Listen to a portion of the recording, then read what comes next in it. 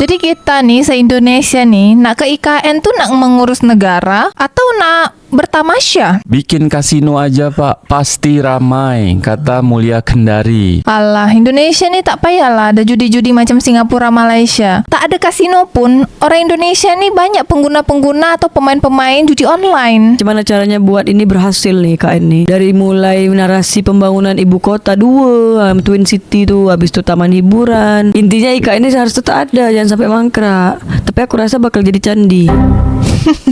Iya, jadi ambilnya dari pajak aja lagi sekarang beda. Sebab di tahun 2025 nanti, tepatnya di bulan Januari, udah mulai tuh pajak 12%. Jadi macam kau nanti di bulan Januari kau minum TO Bank, ada dapat PPN tuh 12%.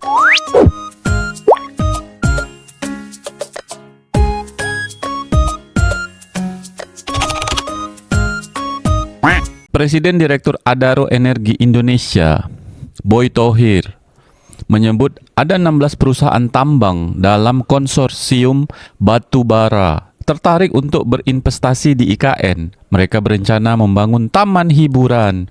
Pembangunan ini bertujuan untuk menjadi magnet bagi warga sekitar IKN sehingga tidak perlu keluar kota untuk mencari hiburan. IKN ini kan ibu kota Nusantara. Jadi pemerintah ini kan nak buat ibu kota baru. Ngapa pula jadi taman hiburan? Ya aku rasa gara-gara susah lah nak cari investor. Nah makanya nih ada nih perusahaan tambang nak bantu invest. Tapi dia naknya buat taman ini hiburan, bukan ibu kota negara. Jadi kita nih se-Indonesia nih nak ke IKN tuh nak mengurus negara atau nak bertamasya? Bikin kasino aja Pak, pasti ramai, kata Mulia Kendari. Alah, Indonesia nih tak payahlah ada judi-judi macam Singapura, Malaysia. Tak ada kasino pun, orang Indonesia nih banyak pengguna-pengguna atau pemain-pemain judi online. Bahkan transaksi di orang nih sampai 6.000 triliun.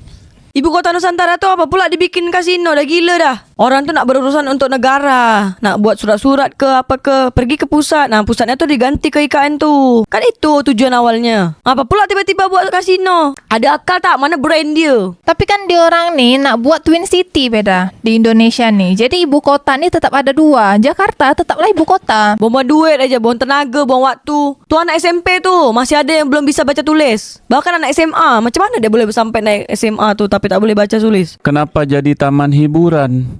WTF, duit negara itu jadi taman hiburan, kata Cerita Hanum. Kata Dr. Gigi Nasrul, taman hiburan bapak-bapak. Taman hiburan bapak-bapak main domino. Iya. Kok taman hiburan? Tuh lubang bekas tambang ditutup, lakukan penghijauan kembali. Lakukan kewajiban perusahaan tambang dulu untuk mengurangi atau bahkan menghilangkan bencana ekologi di sekitar wilayah tambang, kata Eza Drian. Bekas pertambangan nih kalau nak dihijaukan kembali butuh ratusan tahun, bahkan ribuan tahun beda. Bahkan pasir yang dijual ke Singapura tuh dia tak akan tumbuh lagi. Kata Mr. Sodron 10, gak ada orang, siapa yang nak dihibur? Engkau jangan salah beda, di IKN tuh ada orang. Siapa? Pekerja sana kan? Ya kan yang penting ada orang. Mungkin jangan-jangan nanti masuk IKN nih harus bayar tak macam masuk Ancol. Kalau pantai Ancol tidak, tak bayar. Dufan berarti. Dufan yang bayar. Iya kan? Bikin dono kasino Indro, kata Alvan. Setidaknya IKN menjadi yang pertama di dunia memancing orang ke calon ibu kota negara dengan taman hiburan. Ah kan betul kata aku beda. Di orang nih gimmick aja ada ibu kota negara, padahal disitulah pusat hiburan terbesar di Indonesia. Hiburan apa sebelah IKN tuh semua hutan. Iya, macam kata Rian Latif nih, bikin kasini, Disneyland, Universal Studio, tapi akan jadi salah peruntukan. Kan awalnya jadi ibu kota pemerintahan, malah jadi kota bisnis. Hehe. Mulai sedikit-sedikit, pelan-pelan potong terus hutan di sana. Awal konsep green, hijau. Mulai pelan-pelan buka lahan, bangun lain-lain. Awalnya taman hiburan, nanti lama-lama ada kasino di sana ya Pak. Tak payahlah buat kasino-kasino lagi. Nanti kalau misalnya buat kasino ke Indonesia nih, rakyat Indonesia semuanya pada demonstrasi lagi macam peringatan biru kemarin. Tapi kalau aku setuju dibuat taman hiburan dekat IKN. Ngapa pula beda aku setuju? Kan IKN ini kan tak nak ngaku dia gagal kan. Nah jadi dia berupaya macam mana caranya buat ini berhasil nih IKN nih. Dari mulai narasi pembangunan ibu kota 2, Twin City tuh, habis itu taman hiburan. Intinya IKN ini harus tetap ada, jangan sampai mangkrak. Tapi aku rasa bakal jadi candi.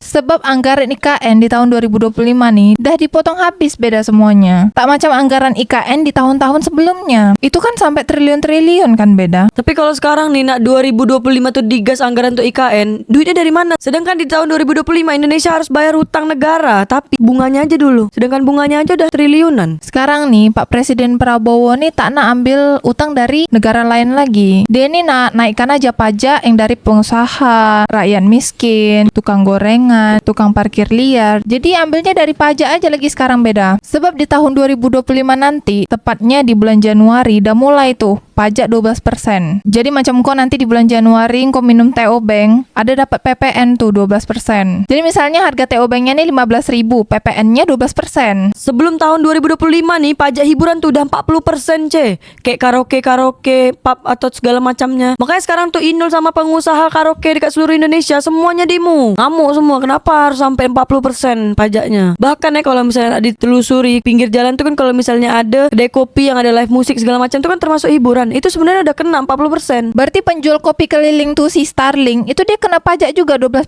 beda. Iya 12%. Semua makanan dan minuman PPN. Sekarang aja kau tengoklah tukang parkir tuh. Kalau misalnya motor aja minimal 2.000, tanah lagi hampir 1.000. Kalau aku tak mau bayar tukang parkir tuh beda. Apa pula? Ya sebab kan aku jalan kaki. Kadang merangkak kan. Heeh. Guling-guling sampai lah ngesot-ngesot. Itu kau. Itu kau. Kan memang kan betul kata aku berarti beda. Bagus tuh kita jual pasir aja ke Singapura. Karena aku udah cakap kemarin, juallah sampai semua dikeruk sampai pulau habis. Kalau kau perlu keruklah sampai ke depan rumah aku nih pasir dia tuh. Kirimlah ke Singapura. Sak-sak ke dalam genteng aku nih ha. Kau ambillah pasir dia kau keruk nih ha. Betul nih beda. Aku bilang nih sama penambangan kontraktor pasir tuh. Ya, masalahnya ada tak pasir dekat depan rumah aku? Aspal semua. Rumah engkau nih kan boksit beda. Iya, aluminium. Kok aluminium? Boksit kan untuk aluminium gila. Iya. Pemerintah nih kan sekarang ada kebijakan baru. Kalau misalnya anak-anak sekolah yang tak pandai baca tulis itu dinaikkan kelas. Dah tuh anak-anak kuliah yang skripsi belum selesai itu pakai joki-joki semua. Sebenarnya bukan kebijakan baru tapi katanya kalau misalnya ada yang tak naik kelas, sekolahnya tercoreng namanya atau poinnya berkurang. Makanya dari pihak sekolahnya bentuk inisiatif sendiri, naikkanlah semuanya. Naik semuanya. Tapi kan jadinya anak-anak SMP sama anak SMA nih jadi nggak pandai baca tulis beda. Ya berarti harusnya dari orang tua dan gurunya. Indonesia punya masalah serius soal integritas akademik ketika gelar doktor bisa didapat tanpa kuliah atau lulus S3 dalam 18 bulan. Itu bukan cuma memalukan, tapi juga merusak kepercayaan publik kepada kualitas pendidikan. Bukan hanya fokus ke proses belajar yang benar, malah ada yang cari jalan pintas demi gelar. Ini bikin pendidikan jadi semacam formalitas, padahal seharusnya jadi investasi pengetahuan yang dalam. Kalau sistem kayak gini terus dibiarkan, kita bakal terus terjebak dalam budaya gelar cepat tapi minim kualitas. Oh, kok ngomongin rapi amat Samdul. Ini kata Ilham Josmith. Lebih parah lagi, fenomena ini menciptakan ilusi bahwa prestasi bisa diraih tanpa usaha nyata. Orang yang seharusnya menjadi teladan malah memanipulasi sistem untuk keuntungan pribadi tanpa peduli dengan dampaknya kepada generasi berikutnya.